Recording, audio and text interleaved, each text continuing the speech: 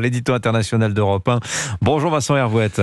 Bonjour Dimitri, tout va bien, tout va bien. Ben oui, tout va bien parce que ce soir aux États-Unis, choc décisif entre Donald Trump et Kamala Harris. Ce sera le débat télévisé sur la chaîne ABC. C'est le seul qui soit prévu entre les deux candidats à la présidentielle aux États-Unis. Ça va se passer en Pennsylvanie. Et vous nous dites que c'est un qui tout double ce débat. Oui, le duel peut être mortel. On l'a vu fin juin. Joe Biden ne s'en est pas remis sous le regard méprisant de Donald Trump, sans prompteur, sans oreillette, sans notes, sans public et sans la protection de ses conseillers. Il était perdu. La réalité cruelle a crevé l'écran. Le président est un homme vieillissant, parfois égaré, et les dirigeants démocrates ne pouvaient plus le cacher. 15 jours après, ils lui ont confisqué les clés du camion. La révolution de palais n'a pas fait de vague. Trump a tué Biden et il a l'intention de recommencer avec sa remplaçante, faire la même chose dans ce deuxième round, la démasquer, montrer que Kamala Harris n'est qu'une façade, que l'enthousiasme que suscite sa campagne est factice, qu'il ne suffit pas d'être une femme, d'avoir la peau mate et d'éclater de rire pour sauver l'Amérique. Bon, elle va devoir, elle, se dévoiler. Alors, depuis sa mise en orbite en juillet, elle marche sur l'eau. Joe Biden l'a adoubée. La convention démocrate a été une sorte de sacre, son discours d'investiture. Mais quel soulagement pour les électeurs. Évidemment, ce n'est pas elle qui l'a écrit, mais elle incarne désormais le renouveau. En meeting, elle parle de joie, d'opportunité, de liberté. Et ça marche. Les sondages ont décollé.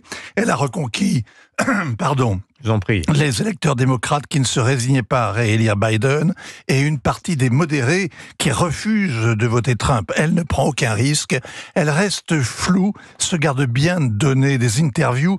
Elle a raison d'ailleurs parce que la seule qu'il a fallu concéder à CNN n'a convaincu personne. Un très gros quart d'heure avec soigneusement monté, donc évidemment épuré.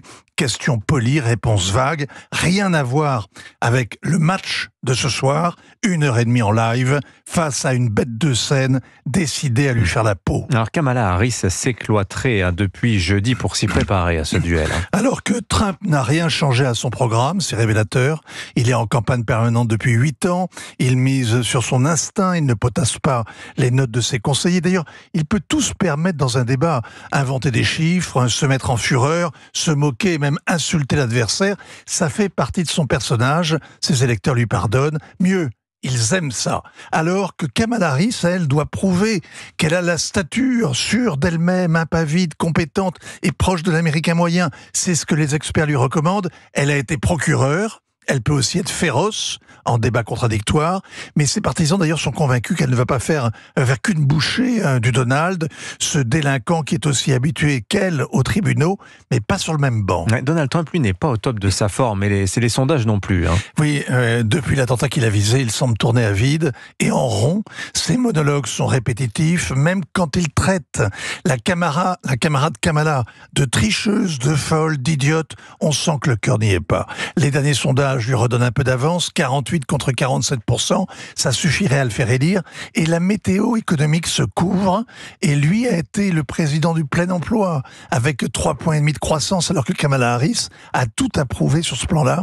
C'est bien elle qui est dans le viseur ce soir, et c'est qui tout double. Signature Europe 1, ainsi va le monde. Vincent Hervouette, merci beaucoup Vincent, 7h47. 7h, 9h, Europe 1 matin. Le livre de la voix, ça va de mieux en mieux, Vincent. Mais oui, formidable, Ça dans un se mois, ça sera parfait. Voilà, je vous dis des oignons dans du miel. Et Oui, vous mangez voilà. ça, c'est très très bon. C'est toute une cuisine. Mais